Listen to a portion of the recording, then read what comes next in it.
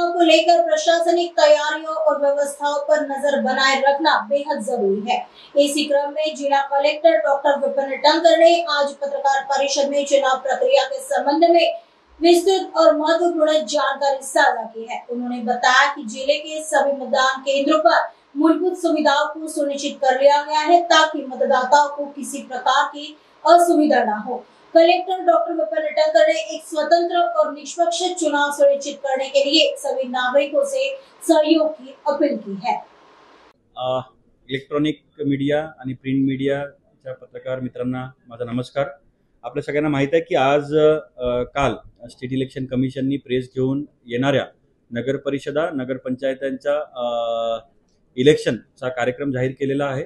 त्यामध्ये मी थोडक्यात आपल्याला तो कार्यक्रम वाचून दाखवतो की जिल्हाधिकारी यांनी निवडणूक कार्यक्रम जाहीर करणे हा उद्या दिनांक 6/11 ला आम्ही पब्लिश करणार आहे।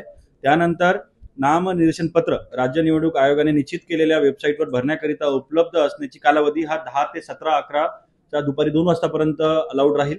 त्यानंतर वरील नामनिर्देशन पत्र स्वीकारण्याची कालावधी सुद्धा 10/11/25 ते 17/11/25 दुपारी 3 वाजतापर्यंत राहील आणि यामध्ये रविवारी आणि सुट्टीच्या दिवसामध्ये आपल्याला हे अर्ज करता येणार नाही।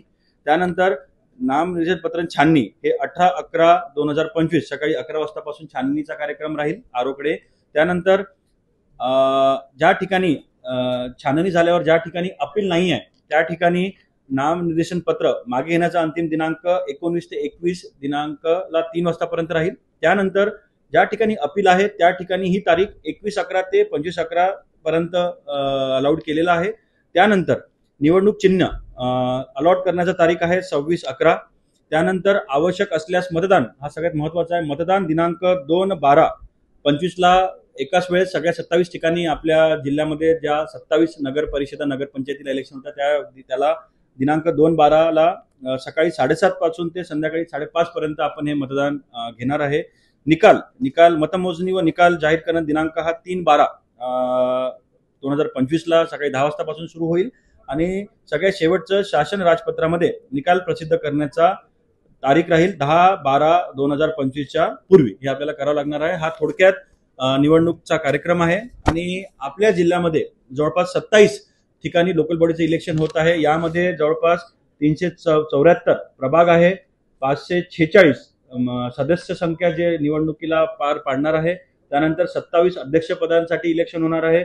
या सगळ्या प्रक्रियेमध्ये जवळपास 7,32,132 मतदार राहील याच्यामध्ये। त्यानंतर जवळपास 891 मतदान केंद्र याच्यामध्ये आहे, 27 निवडणूक निर्णय अधिकारी आहे, 27 अतिरिक्त म्हणजे एआरओ त्याच्यामध्ये राहील आणि डायरेक्टली किंवा इनडायरेक्टली जवळपास 4,500 ते 5,000 निवडणूक अधिकारी कर्मचारी याच्यामध्ये पार्ट घेणार आहे। या इलेक्शनसाठी लागणारं साहित्य BU सगळं आपल्याकडे मुबलक प्रमाणामध्ये उपलब्ध आहे। त्याचं FLC सुद्धा झालेला आहे, त्याचा आता डाटाबेस तयार करणं सुरू आहे। त्यामुळे नागपूर जिल्ह्यातली सगळे ARO सगळी टीम तयार आहे। फक्त आता एकच आपल्याला विनंती आहे की ज्या प्रकारे आपण लोकसभा आणि विधानसभामध्ये आम्हाला मतदान वाढवण्यासाठी मदत केली त्याच धर्तीवर येणाऱ्या इलेक्शन मध्ये पण मोठ्या प्रमाणामध्ये प्रशासनासोबत आपण खांद्याला खांदा लावून काम करून जास्तीत जास्त मतदारांना पोलिंग स्टेशन पर्यंत आणून मतदान करण्यासाठी प्रवृत्त आपण करावं। थँक्यू।